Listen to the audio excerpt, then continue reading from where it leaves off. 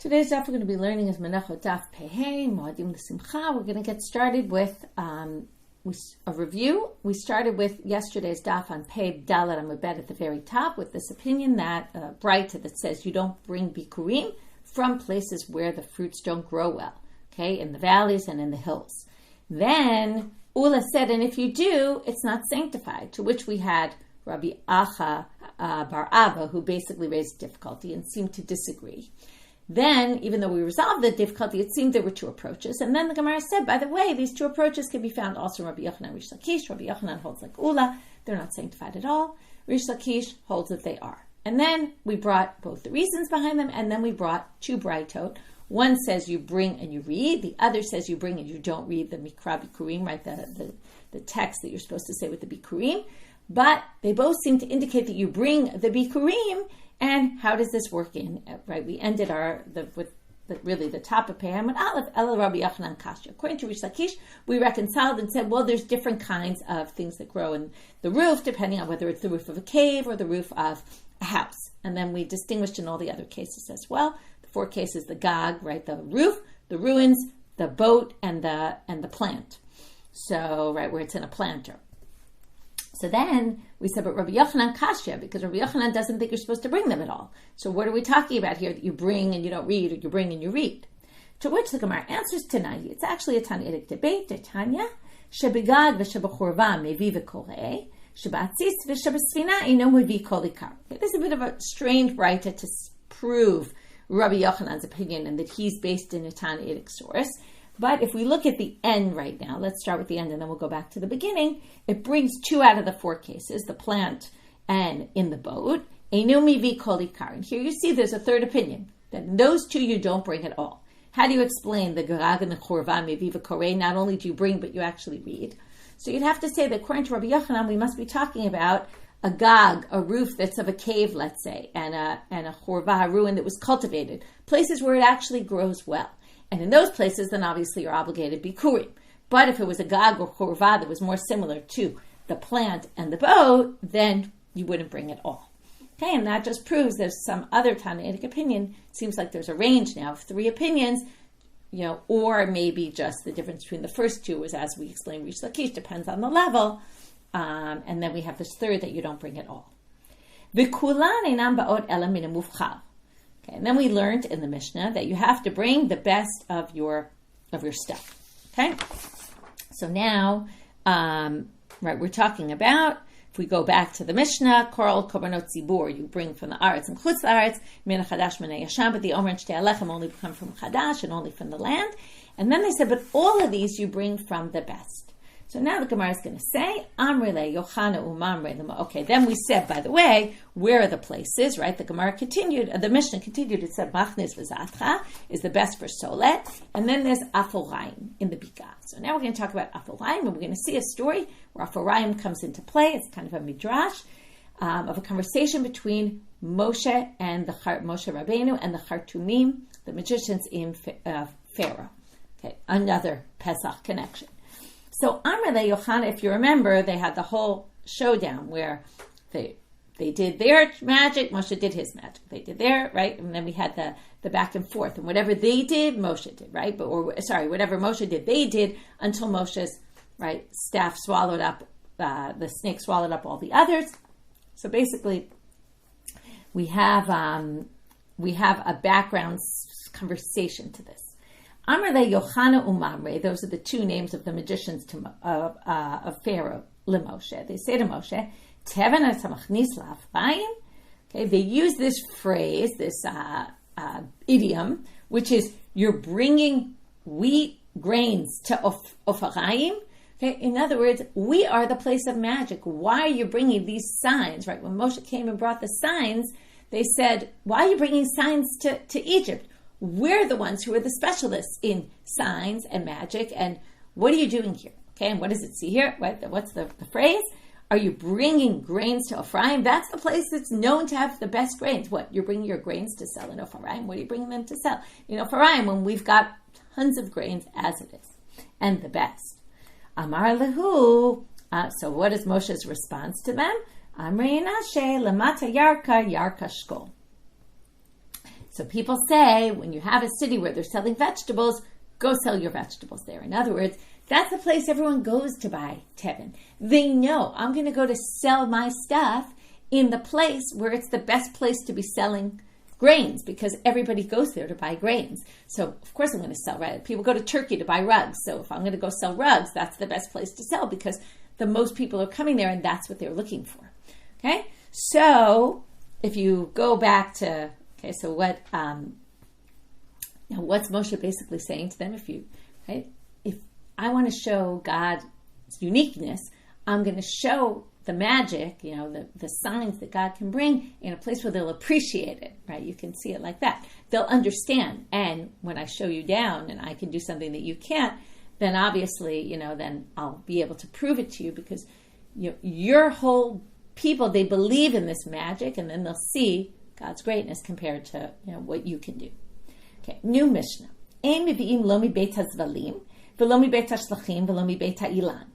Again, other things that you can, now there's a machloket here. Are we talking about all menachot, or are we talking a machloket between the commentaries, or are we talking about specifically the Shtei Alechem and the Omer? That's a debate among the commentaries. Debate Rashi Tosfot. Okay, you can look. Tosfot says b'chol menachot ka'amrinan, and Rashi Ketav Yad says Omer and Shtei Alechem. Anyway, we can't bring whichever one, okay, or maybe all of them, not from a Beit HaZvalim, which Rashi has two interpretations. We'll go with the first, which is a place where they need fertilizer, because it already shows the land's not great if it needs fertilizer. Some people say, Rashi brings a second, which is, well, it really smells bad and it ruins, it's gross. Velomi Beit HaShlachim, not from a field that needs irrigating. Velomi, but it isn't sustainable by rainwater alone. Velomi Beit HaIlan, and not from a place where there's trees, because the trees suck up the nutrients or create shade. So stuff's not going to grow as well, or you can't count on it because it's relying on external things to make it better. V'imevi kasher, but if you brought from there, it's okay. Keitzad oseh. So now, how do you plant the field in order for it to produce? Okay, these are the fields that they wanted to get the crops from. If you want to produce the best crops, here's the advice. Nera shana rishona, uvashana shniya. Okay, this is hard to read because it depends. We're going to see there's two ways to read this sentence. So I don't know how to read it now, but I'll read it one way and then later we'll see the other way. You plow it for 1 year.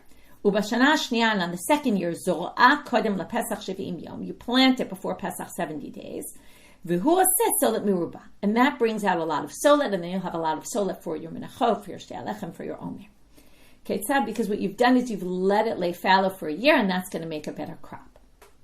Ketzad bodek. How do you check that the solet is properly read, that it's actually solet in the way that you need it for the mincha offerings? Hagizbar machnis yado letocha. Okay, after you've sifted it, okay, there's the process of how many times you have to sift it, but after you've sifted it, the last time, machnis yado letocha, ala ba'avak, psula ad she'inafena. So what they would do is, usually when you sift it, right, it keeps the bad stuff at the top and then the good stuff comes out the bottom. But when it comes to the later stage of the sifting, with this solet is this very fine, it's actually not such a fine flour, I should really say. Usually we call it fine flour, but it's not really. It's actually granular, like sand. And what you do is, in the last sifter, what happens is the way we have flour, it's very powdery. And we don't want powdery, right? And it's all it's not sandy, granular at all. You actually don't want flour like that. The solet, when you put it in the last sieve, basically the powder comes out and the good stuff stays at the top. And you're left with, at the top, the granular type, because all the powder comes out. If it's powdery still, so you put your hand in, right? Like if you put your hand in flour, it's going to come out very powdery. If you put your hand in and it's powdery, then you know it's not good and you have to put it back into that last sieve and let all the powder come out, and then you're left with the good stuff. So that's what it means, ala ba'avak. If there's a powder coming out, it's psula, it's disqualified, ad she'inafena, until yinafena means put it back in the sieve one more time and get out all the powder. Ve'im it's li'ah, psula, and if it has worms in it, it's disqualified. That's pretty clear.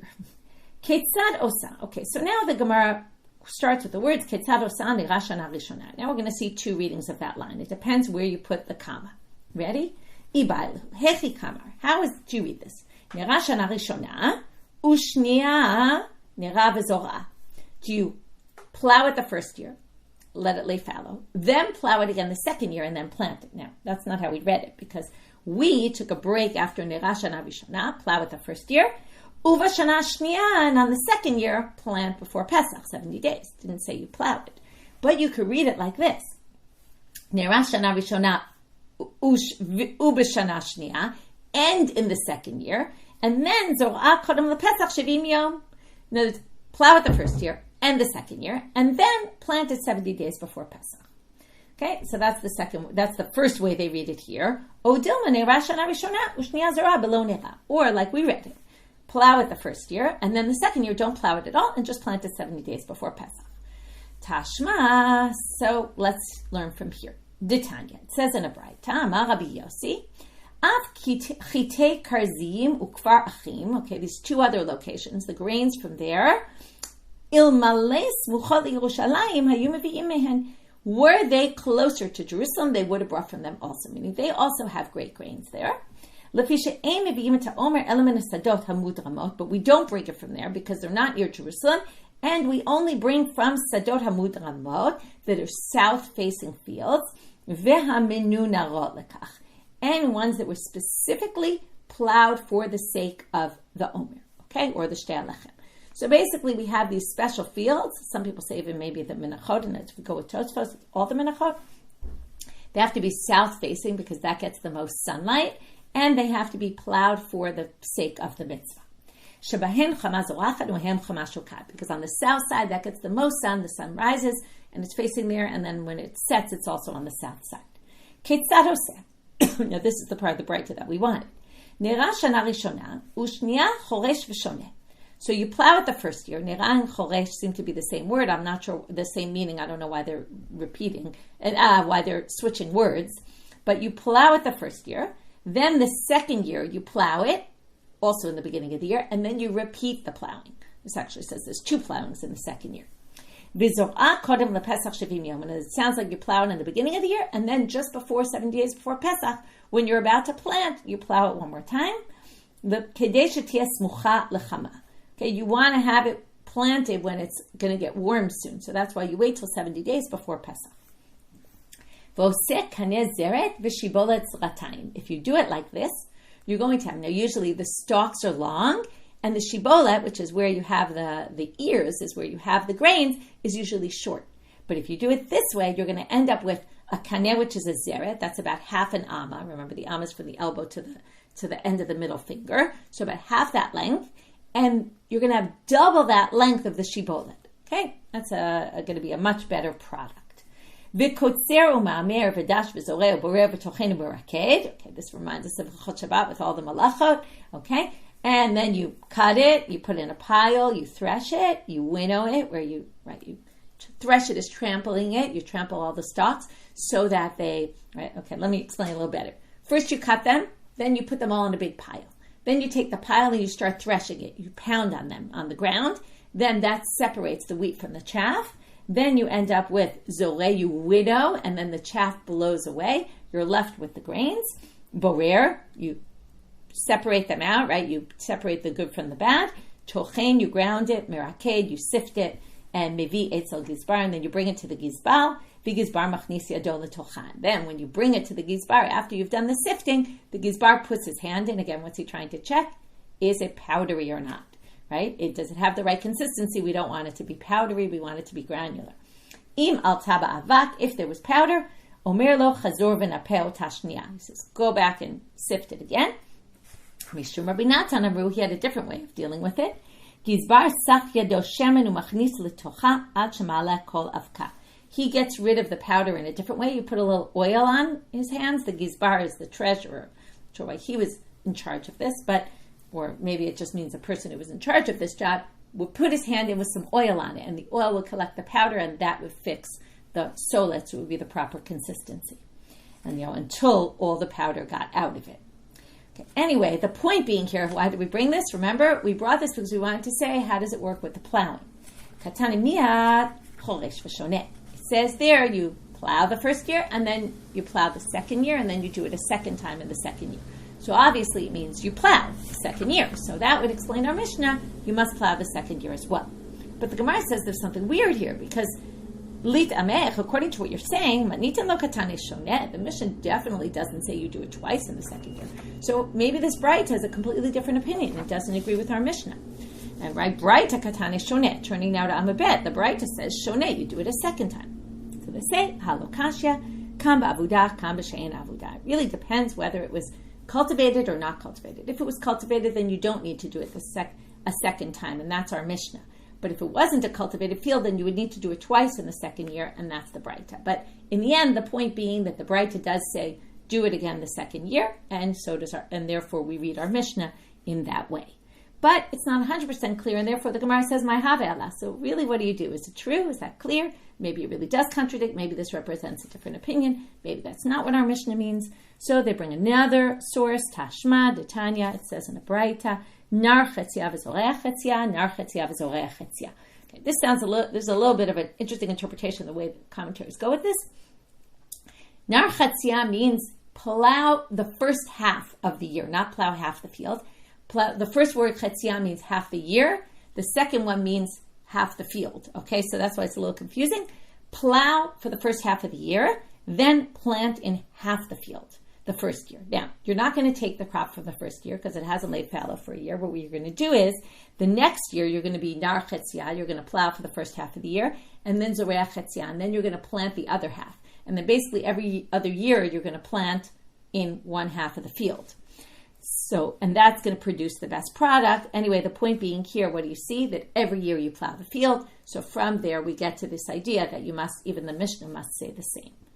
Amar Rabbi Yochanan, Ein mevi'im et ha'omer ela min hasadot hamudramot shebe'eretz Yisrael. Okay, we see this again, this idea. Rabbi Yochanan says the same thing we saw before.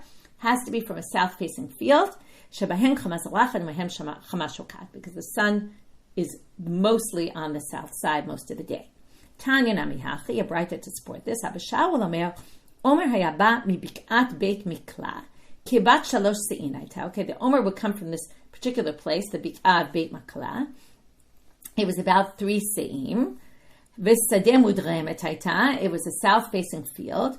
Uba chama zorachat umimena chama shokat. Right, the sun rises and sets while it's on the south side of the sky. Nar chetzia v'zoreach chetzia. Nar chetzia v'zoreach chetzia. Now we're going to see again this idea that they would plant the field they would plow it for the first half of the year, then plant only half.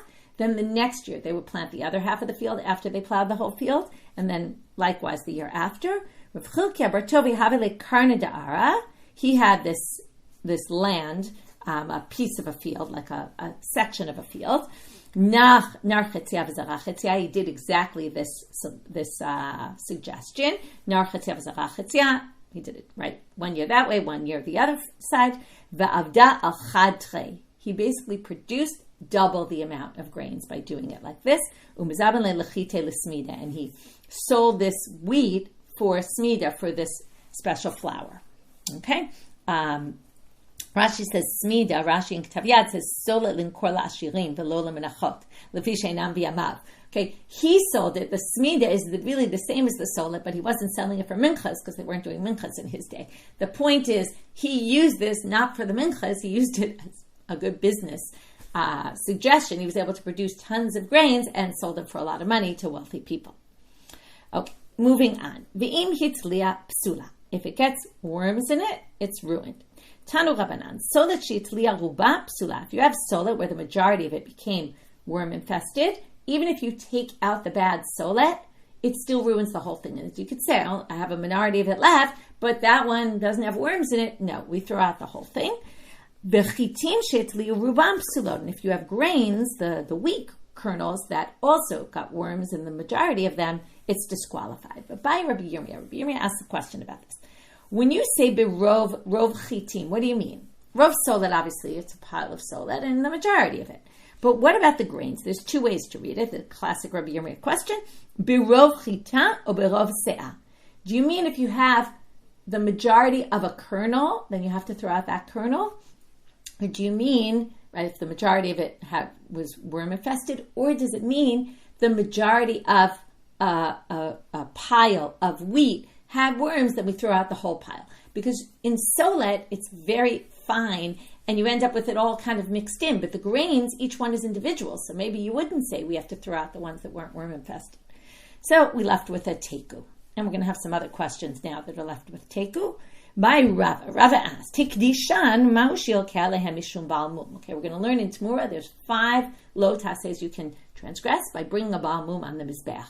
So if you bring wheat that was rotten, okay, in a way that it's problematic, that it was worm infested, and you dedicated it anyway, is that considered like a blemish by an animal, right? It's like an analogy.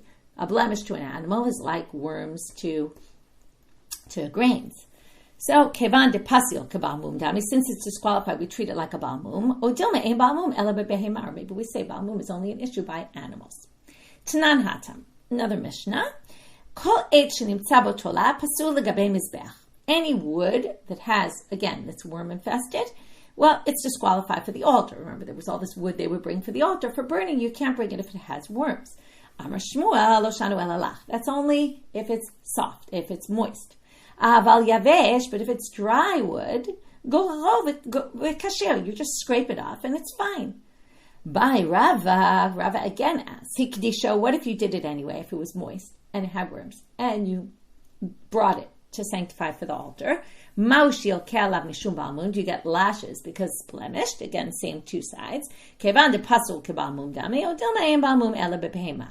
And they left with teku. Again, they say, do we say it's disqualified and therefore it's a problem? Or do we say there's only bal mum by animals? Okay, Mishnah. Tkoa alfa l'shem. Rabbi Abba Shaul Omer, Shniala Regev Be'ever HaYarden. So Tkoa is the best for oil, and we're going to have a whole story about it. Abba Shaul says, now the second to Tkoa is Regev in the Ever HaYarden. Kol Aratzot HaYuksherot, Elamikana Yumevim. So this mission is very much like the previous. There's ideal places you bring it from. You could bring it from the other places, but best to bring it from these. And that's where people really would be bringing them. And same as the previous, Lomi Beit HaZvalim, Lomi Beit HaShlachim, not from a field. So again, you don't bring the oil. Now we're just talking about oil, not grains. You don't bring the oil not from a field that's irrigated, that's fertilized, not from Beit HaShlachim, from an irrigated field, Lomi Mashin Izra Beinehem. And not if you have trees, these are trees. So not if you have crops growing among the trees, because again, they soak up the nutrients. Here you see, by the way, the issue isn't that it shades. The issue is the nutrients more so. In the other one, it could have been one or the other. V'im hevi kasher. But if you brought anyway, it's fine. Ein mevi'in ampaktan. Oil that's called ampaktan. We're going to see later in the Gemara, not today, what that is. V'im hevi kasher. But if you brought it, it's fine. Ein mevi'im min hagargarin. Okay, but here, by the way, I think it's here. Second, one of these has a different girsa. Ein mevi'im min hagargarim. I think, one second, let me just double check. I think here there's a girsa that basically says that it's actually no good. Yeah. If you bring from ampankan, there's a problem in the girsa. B'diavad, is it okay, or is it actually still disqualified? You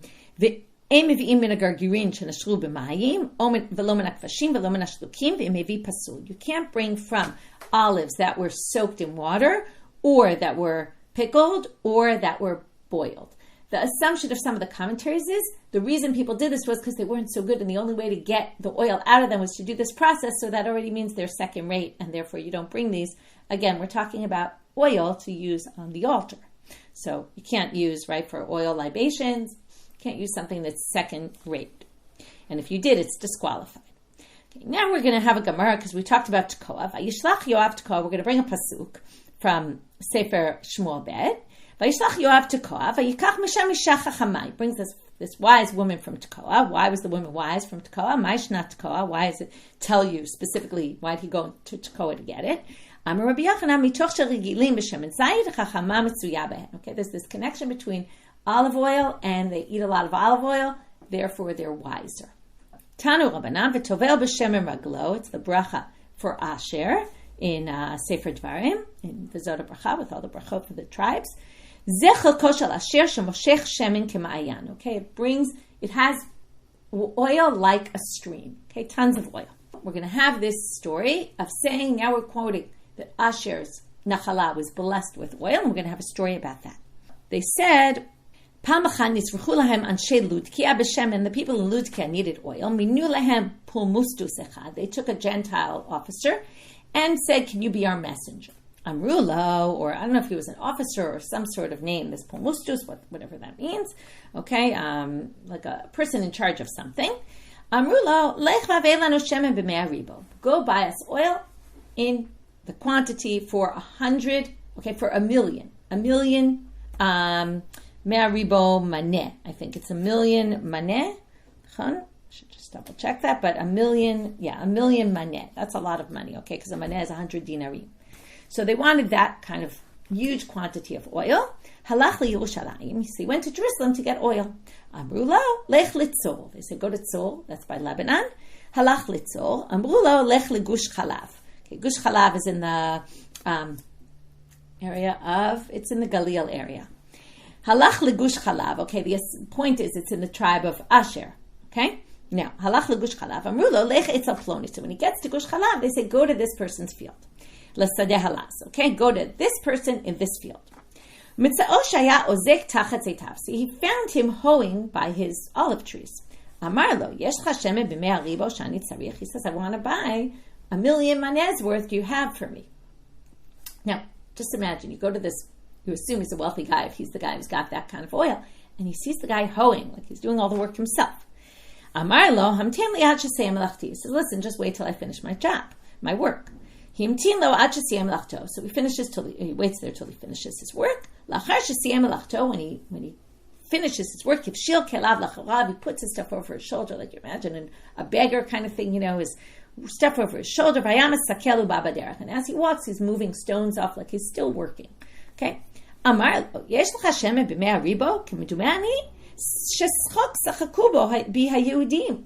Gentile guy says, listen. Okay, now whether he says it to himself or he says it to the guy, he probably more likely says it to himself, which some of the commentaries read it like that.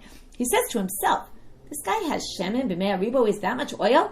And I think the Jews are pulling the wool over my eyes. They sent me to this guy, but this guy doesn't have what, he's a poor guy doing some work here. So Kevan Shigeli, when he gets to a city, Hotzia lo shivchato, because remember the fields are outside the city. Hotzia lo shivchato kumkum shel chamim v'rachatz bo yadav raglav. So now we see this person has a maid woman a woman in his house that works for him. She takes out hot water. She washes his hands and feet. Hotzia lo sefel shel zahav. She takes out a golden cup filled with mele'ash shemen, filled with oil. V'taval bo yadav raglav, and she dips his hands and feet in it. And that is a fulfillment of that pasuk, Tovel b'shem raglo. Okay, that you dip your feet in oil. That's how much oil they had. Now you start to see this guy really did have what it takes. After they ate and drank, he measures him out the amount that he wanted. Amarlo, is it possible you even want more? Amarlo, he said, yeah, sure, I'll take more. He says, but you know what? I don't have the money for it. Amarlo, if you want to take. I'll go with you back to your town and I'll get the money for it. Okay, so he measures him an extra 18, which is 18 ribo, which is 180,000. The way they tell the story, in order to carry all this stuff back to Ludkia, he had to hire out every donkey, every horse, every mule, every camel that was in the city of Israel. Obviously a bit of an exaggeration, but Kevan Shigia Li'iro, when he gets to a city, I mean, you've got to imagine that the amount of oil he gave him was probably also an exaggeration. Hard to imagine he gave him 1,180,000 manez worth of oil. Kevan Shigia Li'iro, Yatsu Ancheiro L'Kaso, when he gets to the city, the people were praising him, amazing, this non-Jewish guy, he was able to bring back all this oil for us. Amar Lahem, Lo Li Kasuni, Ela Lezeh Shabayimi, don't praise me, praise this guy. Then the Gentile was so taken with the other guy. First of all, how simple he was, and yet he had all this oil. He was super wealthy. And let's go praise this guy who gave me oil exactly the amount we wanted, and even gave me more, and now I owe him this money. This fulfills, right? This person fulfills the pasuk yesh mitasher, or the thing that people say yesh mitasher. It's a pasuk in Mishlei. Yesh mitasher ve'in kol. There's people who are wealthy and have nothing. Mitroshesh v'hon rav. There's people who live in poverty or look impoverished or feel impoverished, but they actually have everything. In other words, look at this person. He looks like a simple guy, but he actually has hon rav. He has great wealth. Okay, with that, we finished our daf. So very interesting daf. Interesting way to end, kind of a message about how to live your life, and how sometimes Gentiles, right? It's a very positive Gentile story about how he came and he did this for the Jews. He had that little moment where he kind of thought the Jews were mocking him, but in the end, he comes out and gives them exactly what they want and shows how much he respects this other person. Okay, so we talked about the Tevenas HaMachnis LaAforayim from Moshe Rabbeinu, and that whole, right, we finished up where Rabbi Yochanan had said, it's a Machloket Tanaim. We then went on to the Aforayim and how that was known to have Teven, and we got to that little quip about Moshe. Then we got to the Mishnah, where we saw two parallel Mishnayot, really about where you can't bring not wheat or not oil for the temple from certain places that don't grow it properly, from certain types of fields. We talked about the plowing, and then we had two ways of reading the Mishnah, which we then resolved. And then we got to, and we want always south-facing fields. We got to the worms, and then we had a whole slew of questions about that. And from there, we ended about how the section of Asher has tons of oil, and how that's the praiseworthy, the best of the oils can be found there. And with that, we had a whole story to illustrate that. With that, we finish for today. Wishing everyone a good day, and Moadim L'Simcha.